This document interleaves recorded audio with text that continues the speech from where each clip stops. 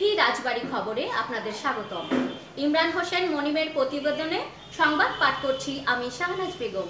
গত এক সপ্তাহ ধরে রাজবাড়ীর বাজারগুলো প্রায় আলুশূন্য অবস্থা। ব্যবসায়ীদের দাবি, সরকারিভাবে বেঁধে দেওয়া দামে তারা আলু কিনতে পারছেন না, আর বেশি দামে আলু বিক্রি করলে গুনতে হচ্ছে ভ্রাম্যমাণ আদালতের জরিমানা। তাই জরিমানার ভয়ে মোকাম থেকে তারা আনছেন না আলু। এতে করে ক্রেতারা পড়েছেন বিপাকে। তারা কিনতে পারছেন না চাহিদা মাফিক আলু। ক্রেতারা বলেন, তারা শীতকালীন সবজির পাশাপাশি আলু কিনতে বাজারে এসেছেন, তবে বেশ কয়েকটি দোকান ঘুরেও তারা পাননি আলুর দেখা। সারা বাজার ভরে কোনো আলু নেই। রাজবাড়ী জেলায় আমরা কোথাও মোটামুটি কোনো কাঁচা বাজারের দোকানে যে আমরা আলু পাচ্ছি না। আলু বাজারে না পাওয়ার কারণ হচ্ছে সরকারি যে নির্ধারণ রেট, সেই রেট অনুযায়ী দোকানদার কিনতে পারতেছে না, আর কিনলে জরিমানা দিতে হচ্ছে। সেই কারণে দোকানদার কিনতেও পারতেছে না, বাজারে বিক্রি করতে পারতেছে না।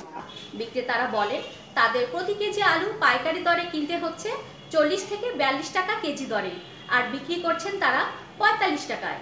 অথচ প্রশাসনের পক্ষ থেকে বলা হয়েছে 35 টাকা কেজি দরে আলু বিক্রি করতে। স্টোরে এরা যাবে না, এই জায়গায় সে কবি যে তোমার 35 টাকা খুঁড়ছে বেচা লাগবে, কারণ পাইকারি কেনা লাগে 42-45 টাকা, আবার দল্লি জরিমানা দেওয়া লাগবে। এই জন্য আমরা একদম বেচা বাদ দিচ্ছি।